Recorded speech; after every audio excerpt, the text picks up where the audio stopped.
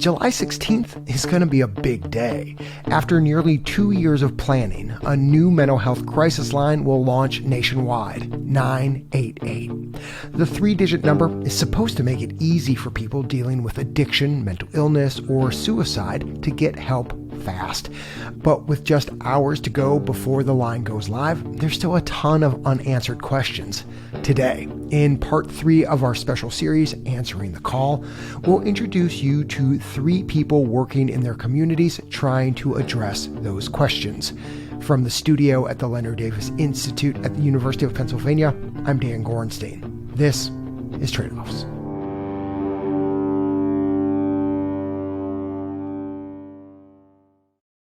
We're going to be doing something a little different in this episode. Throughout the show, I'm going to be joined by 3 reporters from our partner, Side Effects Public Media. They've been on the ground talking to sources, and they're going to help us think about 3 fundamental challenges facing 988. A place to call. Someone to respond. A place to go. First, some 988 basics. In October 2020, Congress passed legislation converting the 10-digit National Suicide Prevention Lifeline into the easy-to-remember 3-digit hotline 988. The goal? Create a front door for the more than 50 million Americans with some kind of mental illness, most who go untreated. This Saturday, July 16th, more than 200 state and local Lifeline centers are going to start taking 988 calls, chats, and texts. Federal officials say 988 could receive up to 12 million calls in its first year. That is quadruple what the Lifeline gets. Some people in crisis will just need a person to talk to. Others are going to need an in-person response, and some are going to need additional treatment and services. Experts in the field call this the crisis care continuum. A place to call. Someone to respond. A place to go. And this is where the 3 Side Effects reporters are going to come in. With their help, we'll introduce you to one person at each step of that continuum. First up, Side Effects reporter Natalie Krebs from Iowa Public Radio. Hey, Natalie. Hi, Dan. So you've been reporting on this first step, a place to call. And Natalie, based on your reporting, there are going to be 2 988 call centers in the state, right? One in Cedar Rapids, the other in Iowa City. Where's the state at with launching the line? Well, the state has allocated just under $3 million to fund this work for the first year of 988. That's about $1.5 million short of what the call centers will need, according to Vibrant Emotional Health. Vibrant is a nonprofit hired by the federal government to run 988 and currently oversees the National Suicide Prevention Lifeline. So what does the state think of that estimate, like this $1.5 million short? Yeah, I spoke with state officials from the Department of Human Services, Dan. They say they talked to Vibrant about its estimate, and they're confident that the 2 centers have enough money.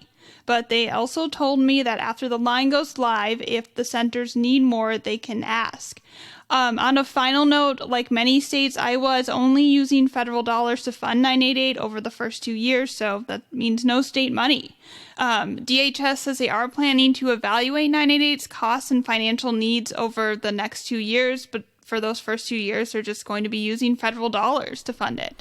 Okay, so from the get-go, based on Vibrant's estimate, I'm guessing the state's 2 988 call centers are already feeling financially squeezed here. Yeah, that's right, Dan. So I've interviewed Emily Blomme. She's the CEO of Foundation 2 Crisis Services, a center in Cedar Rapids. Here's what she thinks about 988 in a nutshell. Brilliant idea, logistical nightmare. What she's saying is she really doesn't have the money she needs. So the clearest example is in hiring. As the center switches from running the Lifeline to running 988, her biggest need is crisis counselors. So these are the people who answer the calls and either provide direct counseling or they direct folks to other services. So far, Emily's hired 6 people. She needs 12 more. And given her funding from the state, she's just really limited in what she can pay. It's really hard to say, hi, you need to have a bachelor's degree and 2 years of experience, and I'm going to pay you $17 an hour. And remember, Dan, this is a tough job. Emily's competing with other employers who pay the same wage for a much less taxing job. To sit with someone while they're suffering, it's just it's not an easy thing to do. And to do that for an 8-hour shift, 5 days a week, it wears on our teams quite a bit. Right. We've heard from 988 centers around the country. Hiring is one of the biggest challenges facing 988 as it goes live.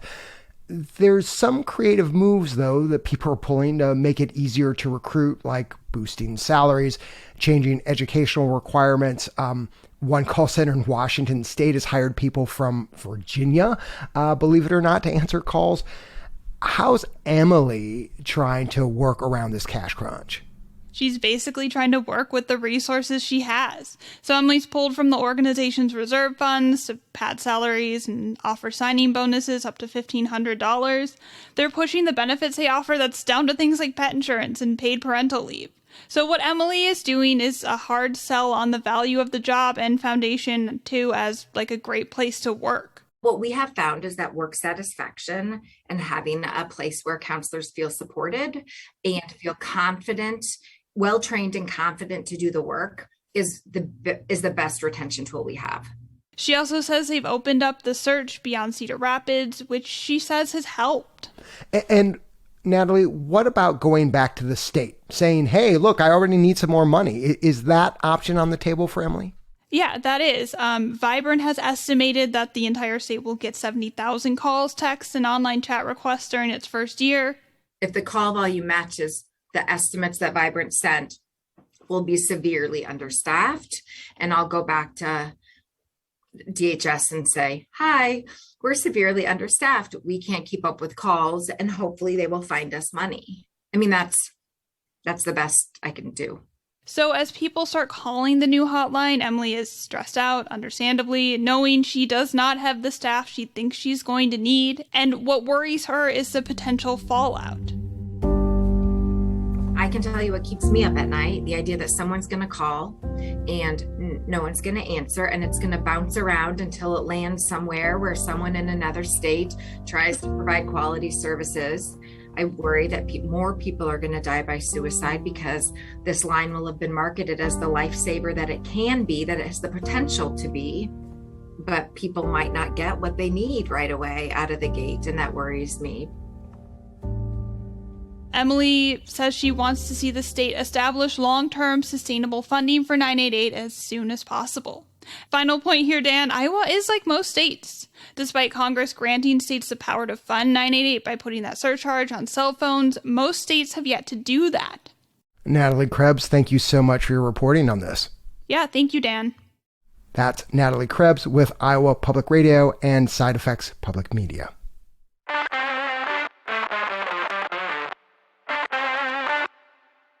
Research suggests the vast majority of 988 calls, around 80%, are going to be resolved on the phone. But everybody else, they're going to need someone to show up. Who shows up is going to be determined in part by who answers these calls. A new survey from the National Alliance on Mental Illness shows nearly 80% of people have never heard of 988. Chances are 911 will keep getting plenty of mental health crisis calls until the word gets out about 988. That makes coordination between the two hotlines incredibly important. To learn more about this, I'm joined by Christine Herman from Side Effects Public Media. Christine, thanks for being here. Thanks, Dan. One reason some people are really excited about 988 is that it gives people in crisis an alternative, Christine, to 911. The last thing lots of people want is a police officer showing up in the middle of a mental health emergency.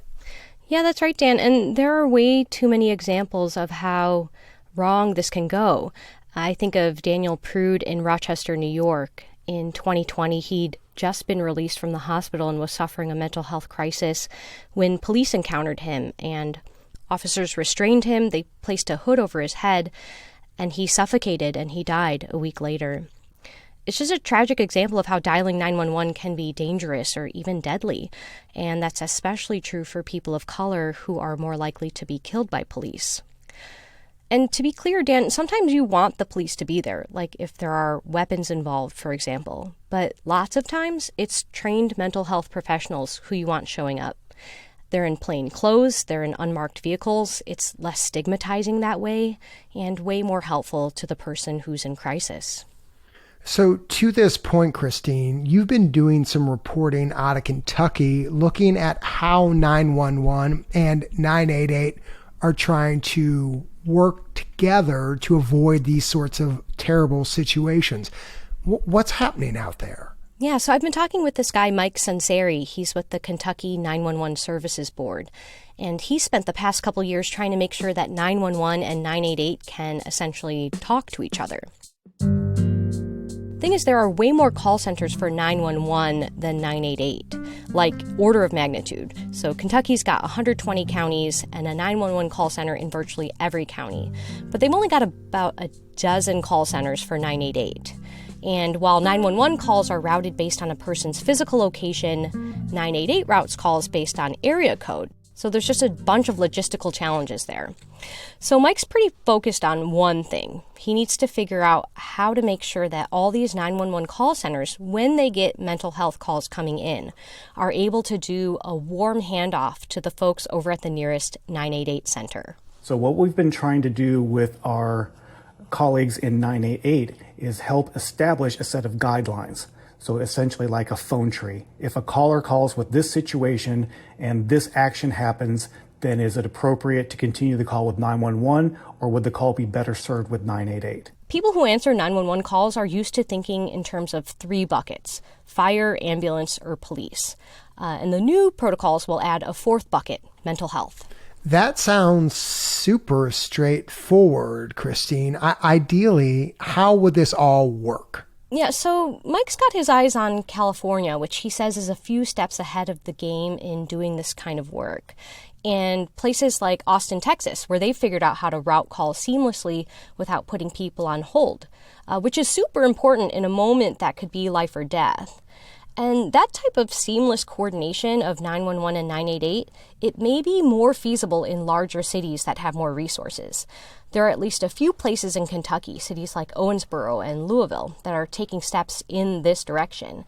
It's going to be trickier to pull off in some of the more rural parts of the state. On that, what else does Mike think might get in the way of 911 and 988 talking to each other? Mike says there's also questions about liability. If 911 passes a call off to 988 and then they lose knowledge of what happens to the caller and then there's a bad outcome, that's a huge concern. So what's one of the things Kentucky is looking at is what kind of exchange of information can we have after the call is transferred either direction to find out how the call was treated and ultimately resourced. Another factor is money. Many places, including Kentucky, have yet to set up a sustainable funding source for 988, like how 911 has, let alone have extra cash for technology upgrades that might help with some of this. And Mike said this really interesting thing about funding. 911 is working on certain upgrades that will help them, for example, more precisely locate where calls are coming from. So 988 certainly needs more money, but so does 911. And that's going to involve a discussion with the General Assembly about additional funding. So it creates a somewhat of a conflict between making sure that 988 stays 988 and any discussion about fees on the 911 side are unique to 911. It's an aside and a tangent, but it's all part of that same equation.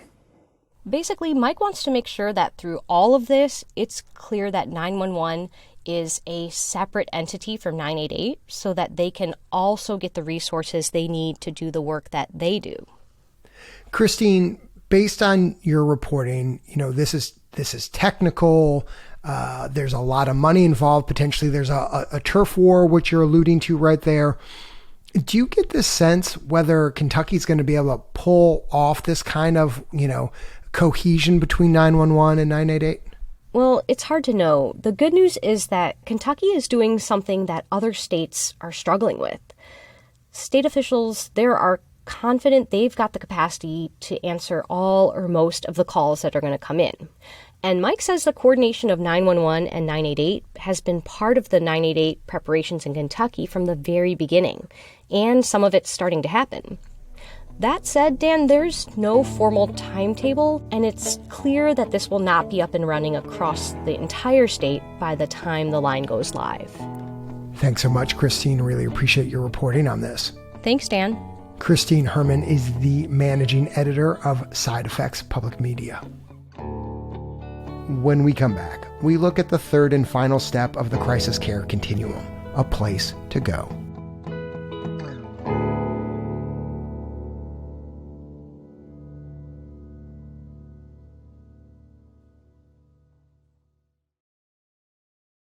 Welcome back.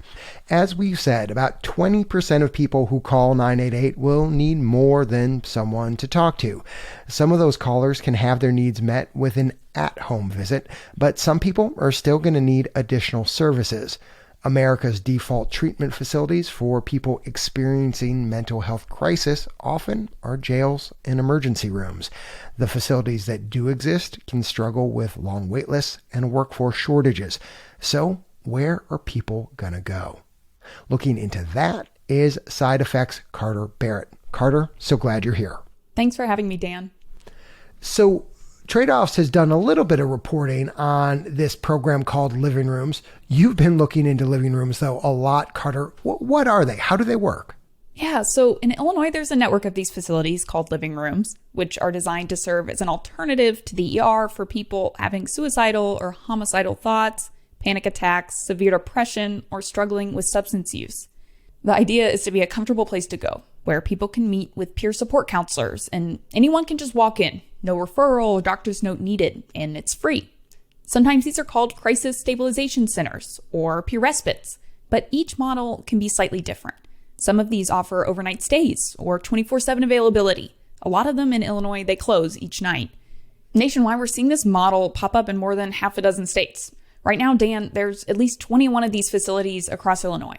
I know these living rooms have only been around for about 10 years, Carter, but we try to focus on data as much as we can at Tradeoffs. Is there much evidence behind how well these living rooms work?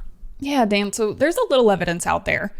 In one really small study, a single living room in Illinois, researchers found of the 200 people that went there, 93% had their crisis resolved without needing to go to the ER.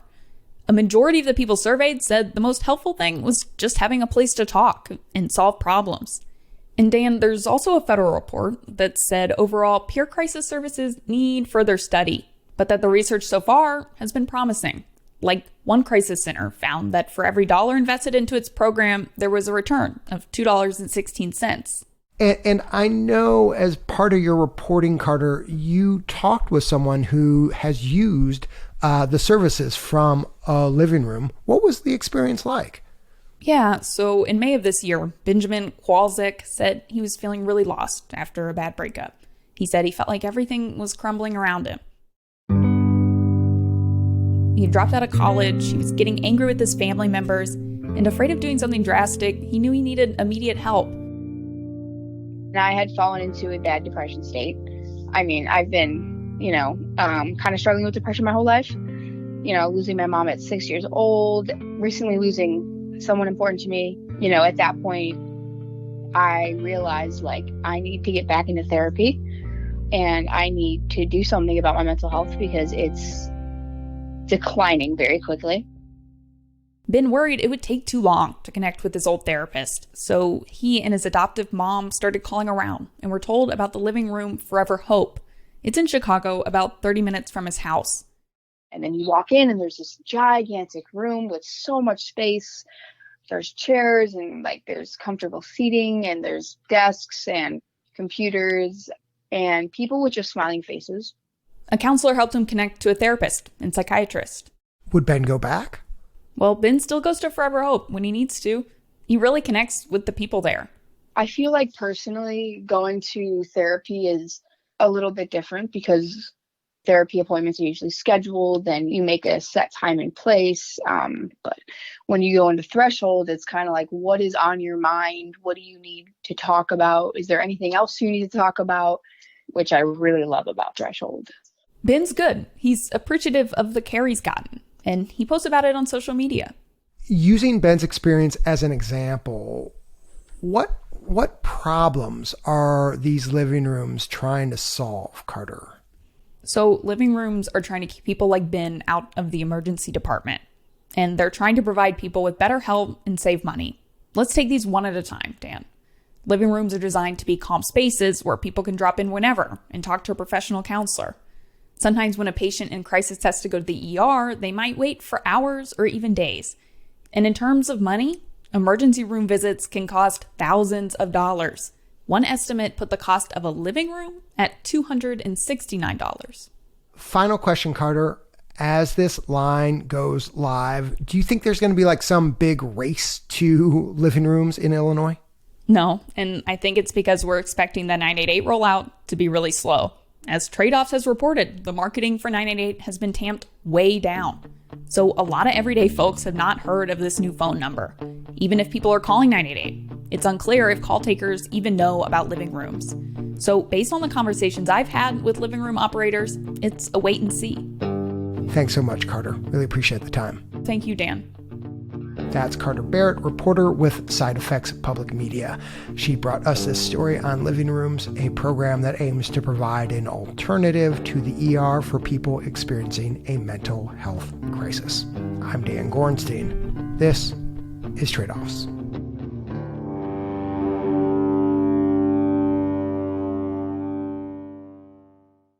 Thanks for listening to Tradeoffs. If you've just discovered us, remember to subscribe to the feed so you never miss an episode.